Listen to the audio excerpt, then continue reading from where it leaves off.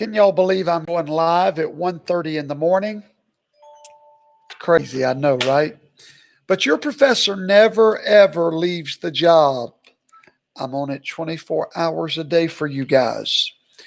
Got some late breaking news I've got to share with you so that I can help you calm down about two subjects. Number one, many of you have been very concerned about throwing it to the house. You know, we created that hashtag 3 weeks ago, throw it to the house. Many of you have been legitimately concerned about it going to the house because guess who controls the house? The Wicked Witch of the West, Nancy Pelosi, controls the house. So a lot of people have been like, oh no, you know, we don't want to send it to the house. And because, you know, so rightly so, I understand where your fear comes from, but I'm going to help you with something. I'm fixing to tell you something that's going to make MAGA world so happy tonight. So your professor has been up studying the codes of the United States House and Senate, specifically Section 7 and Section 6 and Section 17 of Title 3. And I've made a remarkable discovery that you're just going to love me for. You're going to send me so many apples when you find out about this. Nancy Pelosi will not be presiding over the House on January the 6th. You're not going to believe who's going to be presiding. The president of the Senate presides over this hearing. Anybody know who that is? Hello, Mike Pence. Nancy will be powerless. Nancy will be powerless. She will be like that's going to throw water on the Wicked Witch of the West. She's powerless in that assembly. She holds no power, none whatsoever in that assembly. The president of the Senate, the vice president, will be presiding. Now, why is this so important? Okay, let me explain it to you. November the 6th, when they all come into session, now the Senate and the House will meet in the hall of the House, just like they do for the State of the Union address. Everybody will be there. Mike Pence will be presiding. So whenever Pennsylvania or Georgia or whomever issues a slate of electors, that a congressman and a senator, it has to be a congressman and a senator, they don't feel comfortable that that slate of electors is the legitimate slate of electors because of fraud, immediately they will make a motion in writing to, I was reading some of your notes. They will write a motion in writing to object to that state's slate of electors, at which time the president of the Senate will accept their objection, Mike Pence, and then what happens is the houses separate for 2 hours. The Senate will leave the House, go to the Senate. For 2 hours, each house will debate. The Constitution gives them 2 hours to debate. At the end of that debate, the Senate will take a vote. And who controls the Senate? Right? Okay. And then the House will take a vote. Now, here's the difference. In the Senate, each senator gets one vote.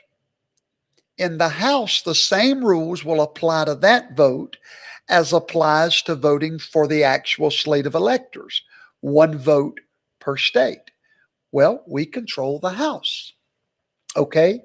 So when both the House and the Senate agrees to disallow that slate of electors, they come back into the House, all of them together, and they present that to Mike Pence.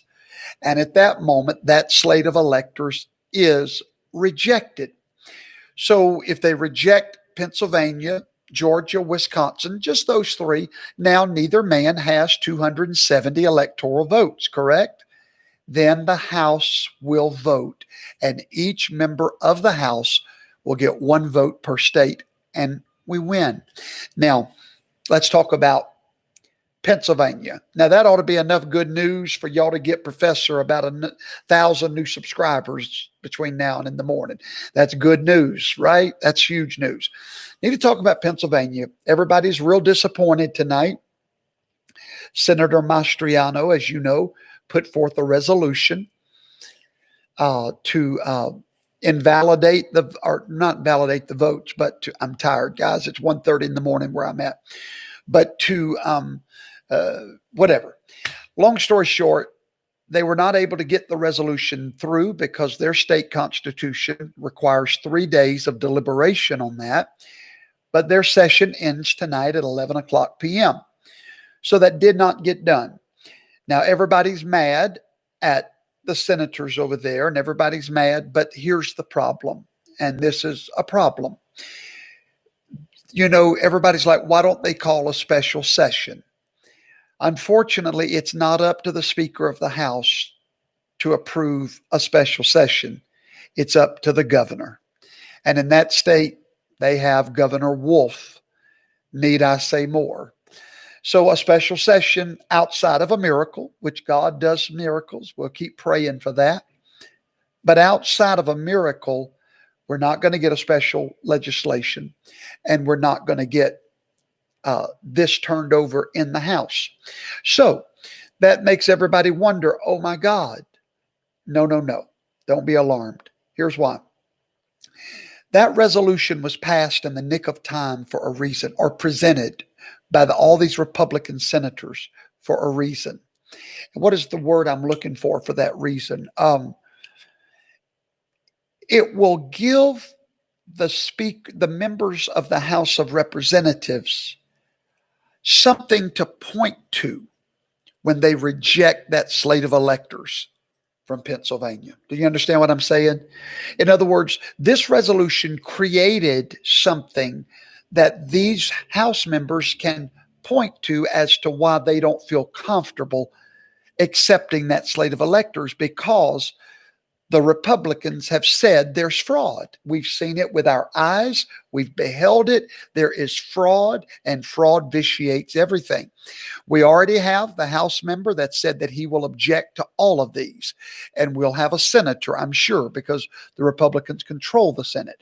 So don't be alarmed about Pennsylvania. That just gives an arrow in the quiver of the House members to be able to point to that. All right. So now I'm going to answer a few of your questions. I'm going to look on the screen. Somebody just said we don't control the House. Let me see who that was. I'm ashamed. You must not be one of my longtime students. Okay. Misty Keys, we do control the House, darling. Let me explain it to you, sweetheart. Every state gets one vote in the House. Currently, we have 27. There's only 50 states in the Union. We have 27 states with a Republican delegation that outnumbers the Democratic delegation. So at this point, we have 27 seats compared to their 20, because there's still 5 or 6 elections that have not been called yet, which may go Democratic. And if it does, then we'll be about 27 to whatever. I don't know. It's too late. Okay, so hopefully that. Andrea R., who can we call? That's a great question. We need to get on the phone with the governor of Pennsylvania. We need to pressure the governor of Pennsylvania to call a special or to approve it. He don't have to call it, but it's got to have his approval. We need to be blowing his phone up for him to approve that.